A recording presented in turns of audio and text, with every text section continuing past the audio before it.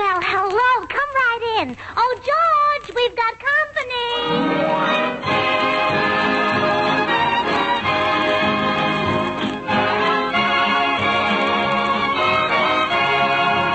This is Bill Goodwin, speaking for Lever Brothers, makers of Swan, the new white floating soap that's pure as fine Castile.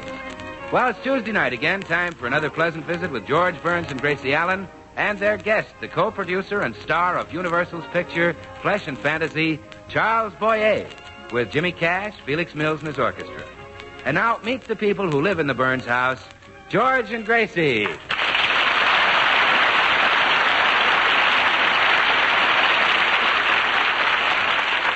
Well, tonight we find George and Gracie just leaving their neighborhood movie, where they've been watching a romantic Charles Boyer picture. Gracie is still under the spell of her screen idol.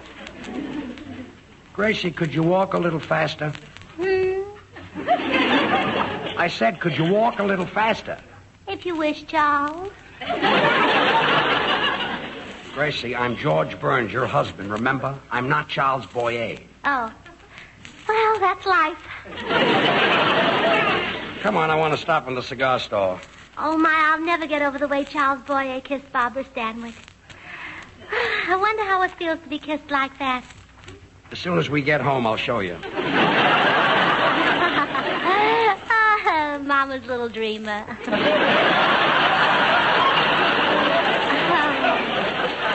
Well, never mind. Here's the cigar store. Well, good evening, Mr. Burns. Good evening, Stanley. Give me 3 Perfecto Royales, please. Yes, sir. Why, hello, Mrs. Burns. Hello, Stanley. My, you're looking positively radiant tonight. There's a sparkle in your eyes and a glow in your cheek that only a man could put there. It was a man, Stanley. Well, there must be more to Mr. Burns than meets the eye.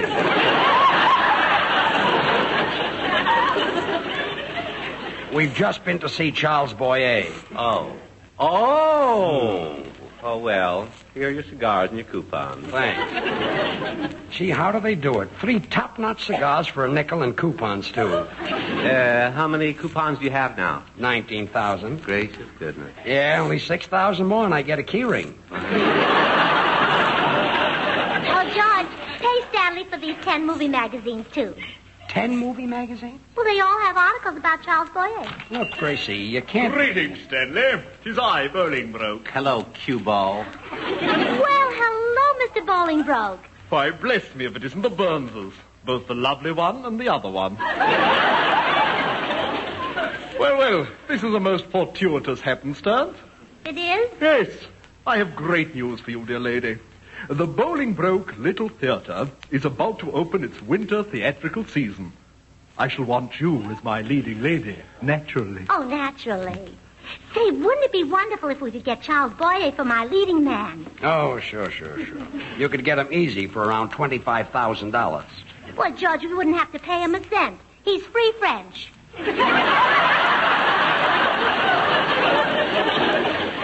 Well, anyway, you're not going to get mixed up in that Bolingbroke's theater. All he wants is your money. Sir, you insult me. I would not touch 1 cent of her money. No? No, she can give it directly to my landlady. I thought so. Nothing doing. Get your movie magazines, Gracie. We're going home. Oh, and Stanley, I'll take a copy of Cowboy Love Tales. Oh, that is your favorite magazine, isn't it? Yes. What a coincidence. My opening play will be a dramatization of Cowboy Love Tales. Really? Yes. I can just picture your lovely wife in the role of Lucy, and you as the half-breed, Dirty Sam. Does the part of the hero, Oklahoma Tex, happen to be open? Why, certainly, dear friend. Of course, there is that little matter of Money? Yes. Well, here's $5. Oh, cabbage from Mr. Morgenthal's Victory Garden. Well, Gracie, I'm going to be a leading man. You and I are going to be lovers in the old Bar X. I still wish it were the Caspar X. Oh, come on home.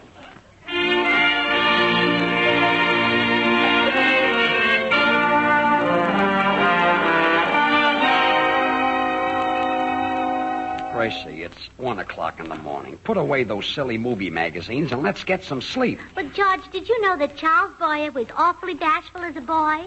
Oh, turn out the light. It says here he didn't get his first kiss until he was 19, and even then he wasn't thrilled. No, huh? No. I guess those French generals aren't very attractive. Turn out the light. The article I'm reading now is fascinating. Charles Boyer's 10 rules for being a successful lover. Turn out the light. That's the first rule.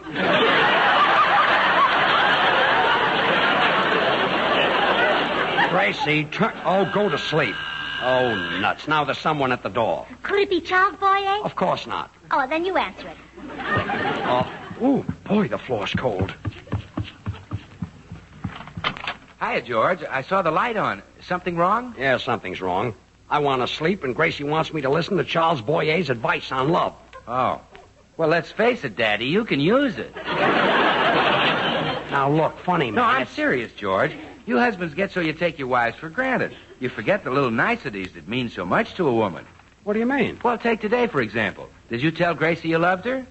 Well, no. Well, did you tell her how pretty she is? No. Did you tell her Swan is 4 soaps in one? Now, Bill. Well, that's music to a woman's ears, George. Here's a white floating soap that's tops for her bath or complexion, wonderful for bathing the baby, and perfect for dishes and light laundry. 4 swell soaps in one. A great wartime buy. Bill, I'm in no mood to stand here in my bare feet at 1 o'clock in the morning and blow bubbles with you. Well, okay. I was just trying to help get Gracie to love you. Well, Gracie does love... Doesn't she? Well, there's one sure way to find out. Oh. First, you fill the sink with dirty dishes. Dishes? Yeah, sure. Now, you stand beside the sink and tell Gracie she can have her choice. She can either wash the dishes with Swan or kiss you. Now, Bill... And if she takes you, brother, that's love. Good night, Bill. George, that's a real test. Gracie knows those long-lasting Swan suds help make washing dishes a cinch. Bill, have you ever been kicked with a bare foot? And she knows Swan is so mild and gentle you don't have to worry about rough dishpanny hands. I have very sharp toenails. Good night, George. Good night, good night. Bill, it's you. Oh, hello, Gracie. Oh, listen to what I just read about Charles Boyer. It seems that years ago in France, a man named Pierre Dumont befriended him. Good night. I'm going to bed. Yeah, good night, Good dear. night.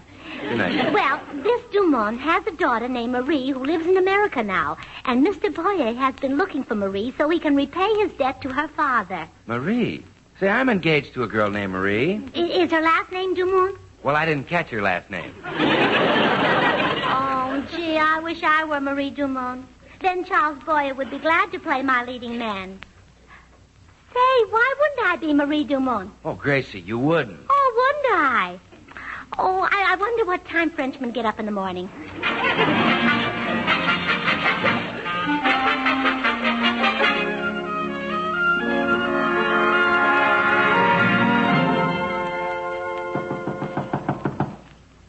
Yes? Oh, good morning, Mr. Boyer.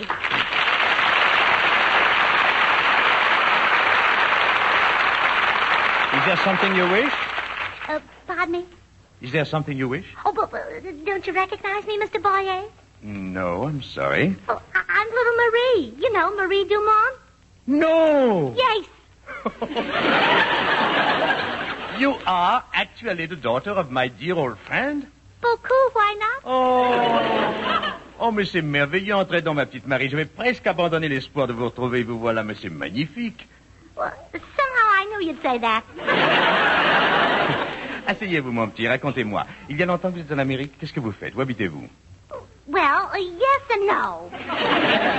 Why don't you speak to me in French, Marie? Oh, well, I've gotten in the habit of speaking American. You know, this country is full of Americans. Still the same, Marie. As a girl, you always made the little jokes. I did? Yes, you told terrible fibs. Oh, I guess I haven't changed a bit.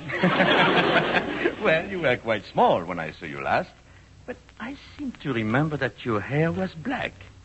Well, they have beauty shops in America. And I thought your nose was longer. They have plastic surgeons, too. Oh. And instead of blue, I thought your eyes were brown. Wonderful country, isn't it? Perhaps my memory fails me. It's been so many years since I held you on my lap. You used to hold me on your lap? But of course, don't you remember? No, darn it. Well, now I want to hear all about your dear papa. How does he look? Papa? Well, let's see. How long since you've seen him? Oh, 15 years. Well, he looks 15 years older. It's distressing, but it could happen to anyone. Poor Papa. He's gotten very gray. Gray? Well, that's strange. 15 years ago, he was completely bald. Well, so much for Papa. But how could a bald man become gray? Oh, you're talking about his hair. Yes. Oh, I was talking about his complexion. Oh, a gray complexion? Not so good either, huh? Oh, very bad. Well, so much for Papa. Well, my friend sounds like a sick man. Has he given up his hobby? Oh, no. He's sick in bed, but he keeps up his hobby right in his bedroom. Oh, that's amazing. Why? Well, his hobby is raising goats. Well, so much for Papa. Well, another thing I would like to know about him. Well, Mr. Boy, I hate to change the subject. Why don't you change it? Oh, I understand. I understand. It troubles you to speak of poor Dumont. Well, it certainly does. Let's speak of me and the play I'm going to be in. Oh, so my little Mary has gone on the stage. Oh, yes, and I'd love you to be my leading man, would you? Well, Oh, please do it for me. You'd play the hero, Oklahoma Tex. Oklahoma Tex. Yes. Oh, say you'll do it. Well, how can I refuse? After all, it's a small way in which to repay my debt to Pierre. Who? Your papa. Oh, him. Well, if you'll come over to 202 Cannon Drive this afternoon, we'll rehearse our part. All right, I'll be there, Mary. Oh, and by the way, at my house, you'd better call me Gracie. My husband always does. Your husband? Oh, you're married. Yes. So don't mention how I used to sit on your lap. It's still pretty romantic looking. But why does your husband call you Gracie instead of Marie? Well, he can't speak French. But George is a wonderful man. Oh, I'm sure he is. Oh, by the way, did you keep your promise to your father? My promise? Oh, of course I kept it. Of course. Of course. What was it? Well, you promised to marry a man in the same business as your father. Oh, that promise. Sure, I kept it. I wouldn't disappoint Papa. Well. So my little Mary is married to a wine merchant. Wine merchant? Oh, yes. I can't believe it. Oh, it's hard for me, too. What is his name again? George Burns. George Burns, the wine merchant. Well, I'll be running along. See you at my house this afternoon. It will be good to taste real wine again. Oh, won't it, though? How do you like your wine? Straight or with 7-Up? Again, you joke with me. Alors, au revoir, ma petite. Je me réjouis de vous revoir cet après-midi. Oh, how true.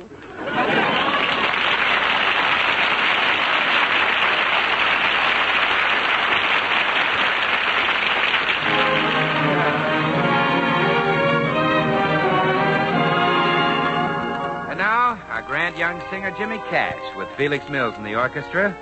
The tune that Jerome Kern favored from Showboat, the beautiful Why Do I Love You? I'm walking on the air, dear, for life is fair, dear, to lovers. I'm in the seventh heaven, there's more than 7. My heart discovers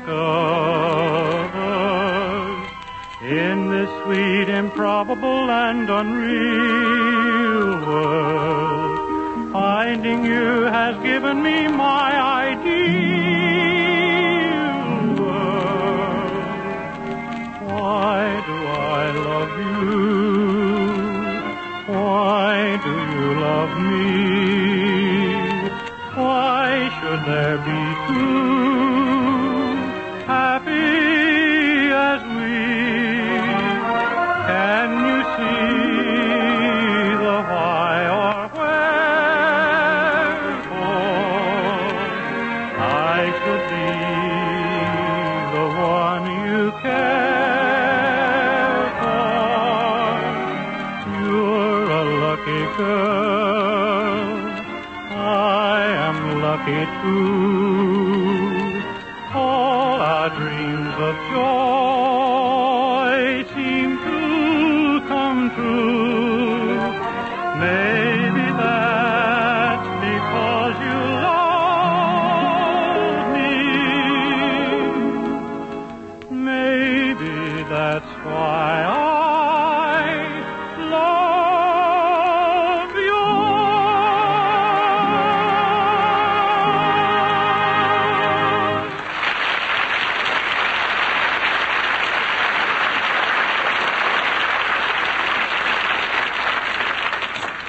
Well, Charles Boyer has just arrived at the Burns home, still under the impression that Gracie is the daughter of his old friend and that George is in the wine business.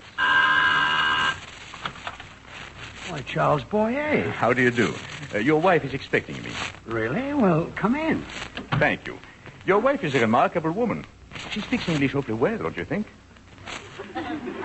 Why, yeah, I have no trouble understanding her. Oh, she told me about the business you're in. It must be fascinating. Oh, sure. We have our good years and bad years, of course. Well, naturally. I understand that 1927 was the finest recent year. 1927. Yeah, I did pretty well that year. Made a big success in Altoona. Altoona?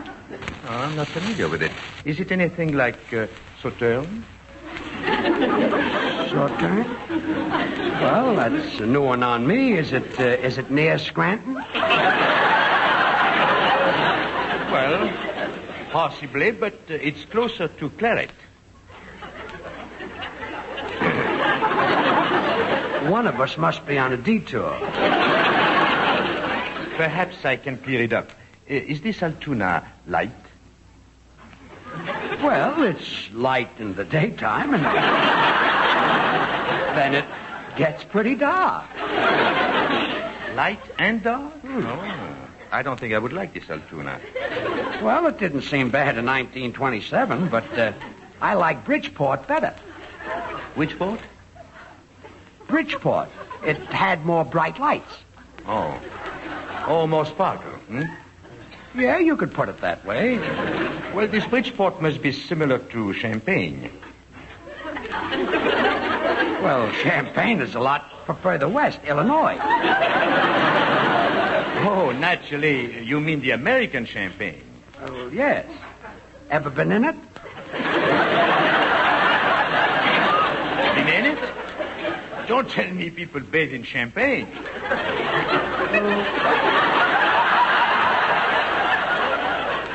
Well, why not? They bathe in Altoona. But don't the bubbles tickle? The bubbles, huh? Yes. Didn't you ever hear of bubbles in Champagne? No, but I knew a girl named Ginger in Peoria. Now, look. I'm speaking of Champagne, the wine. Now, you seem rather tense for a man who is in the wine business. I'm not in the wine business. Well, that's funny. Your wife told me that you... Well, Mr. Boyer, I'm so glad to see you. Gracie, did you tell Mr. Boyer I was in the wine business? Oh, no. I meant I used to be in it. I used to press the grapes with my little bare feet. But George was never in the wine business. Oh, what a pity. He could have made a fortune with those feet of his.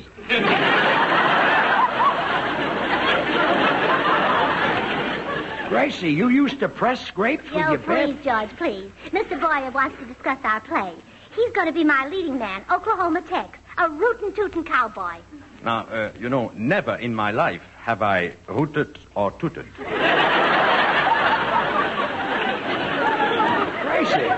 I thought I was going to play Tex. Oh, yes. Let your husband play the part, Mrs. Burns. I really don't believe I'm the type for a cowboy part. Oh, Mr. Boyer, you'd be a perfect cowboy. Boy, you've even got the eyes for it. Big, dark, brown eyes, just like a cow's. Oh. Well, all right. I'll do it for you, Papa. Oh, you know Gracie's old man? My best friend.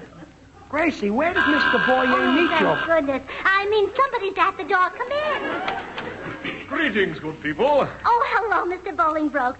Did you finish the play? Right. Here are the copies of the script. Still damp with the dew of my genius. Oh, good. Mr. Bolingbroke, this is our new leading man, Charles Boyer. How do you do?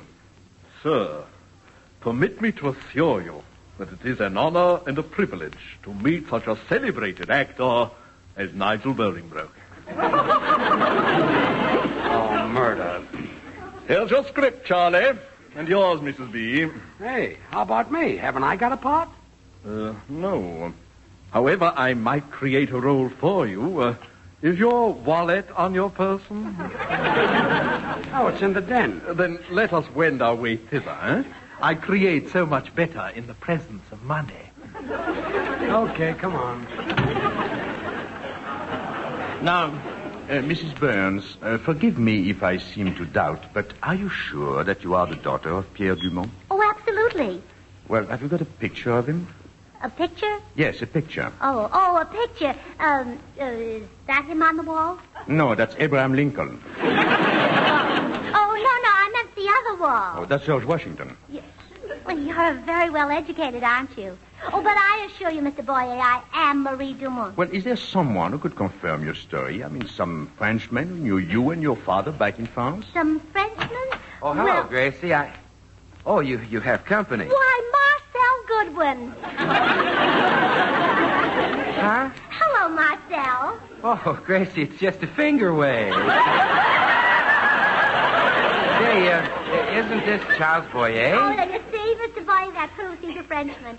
He recognized you. Mr. Boyer, I want you to meet Marcel Goodwin, who knew my father, Pierre Dumont, and who will tell you that I'm his daughter, and who probably can't stay long after he tells you.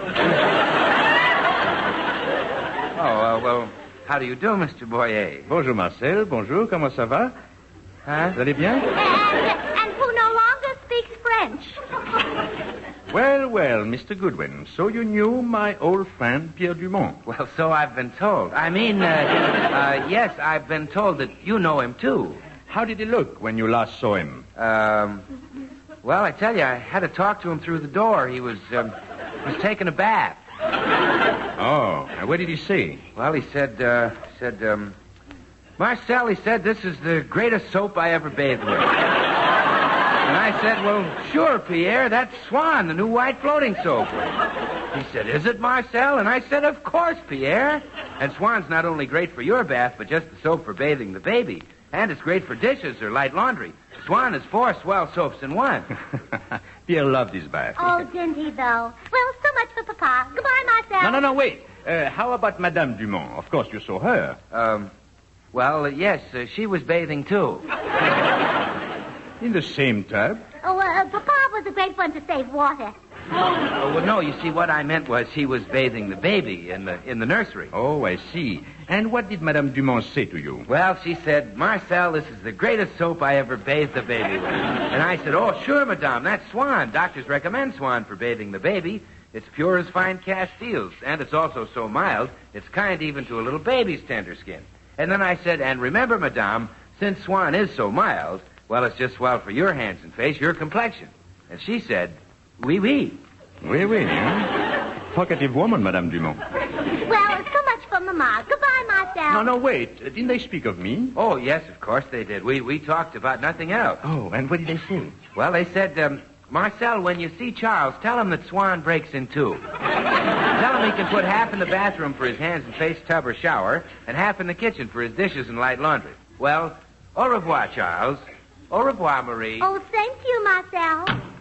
Well, Mr. Boyer, see? Now, do you believe me? Well, I would still like to know. Well, Mrs. Burns, everything is settled. For an additional $3, I created a splendid part for your husband. Yeah. As the curtain goes up, I sing a cowboy song off stage. All right, let's start. Curtain, music, Burns. I'm heading for the last roundup. Da-da-la-doo-da-la, da-dee-da-la, da-doo-da-la, da-dee. Gonna saddle old plane for the last time and ride. Is that absolutely necessary? Oh, of course. It's mood music. Oh, but don't you think he mooed a little too loud? And now we are ready for the first scene. Lucy and Oklahoma Tex are sitting in front of the ranch house. Lucy, speak. Tex, it's a lovely evening, isn't it? Well, go ahead, Mr. Boyer. Oh, no, look, please, I don't think this part is for me. Oh, it's perfect for you. Now, come on. Tex, it's a lovely evening, isn't it? I reckon, as how it is, ma'am, that there sure is a right Purty sunset.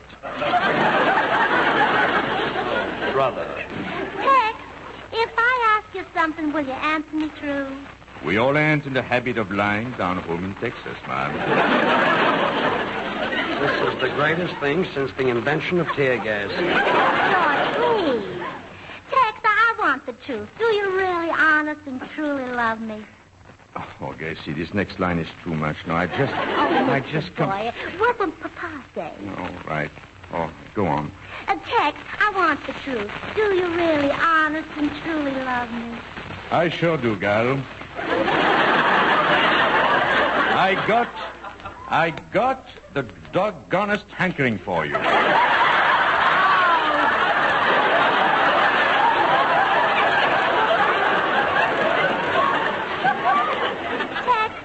I love you too. Yippee.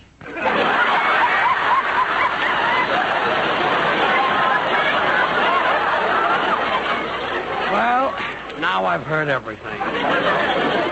No, Gracie, I'm sorry, but I cannot do this play. Really, even for the daughter of my best friend. Say, that's been bothering me. Where did you know Gracie's father? Well, he lived outside of Paris. Sure. He lived in San Francisco. Well, isn't that outside of Paris? Gracie, your old man has never been out of this state. So my suspicions were correct. You are not the daughter of Pierre Dumont. Of course not. She's Jughead Allen's daughter. So, you've been up to your old tricks again, huh, Gracie? Well, I just did it so Mr. Boyer would play Oklahoma Tex, but I guess I was wrong. You certainly were. I'll apologize to him. Oh, I'm sorry, Mr. Boyer. And besides, you're much too fine an actor. Much too handsome and romantic to play Oklahoma Tex. You wouldn't be believable as such a stupid character. Oh, thank you. Here, George, you've got your part back.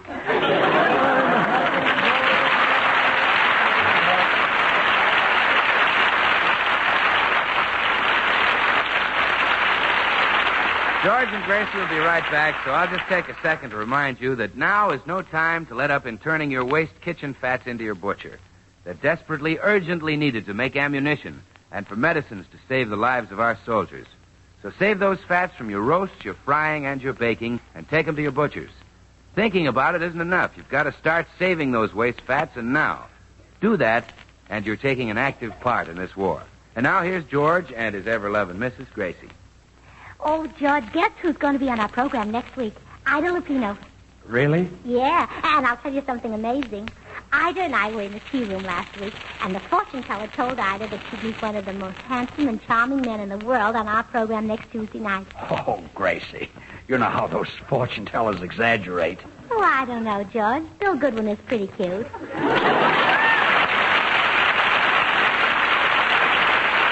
The makers of Swan, the new white floating soap, join George and Gracie in inviting you to tune into your Columbia station again next week, same time, when our program will originate from the Naval Air Station, Terminal Island.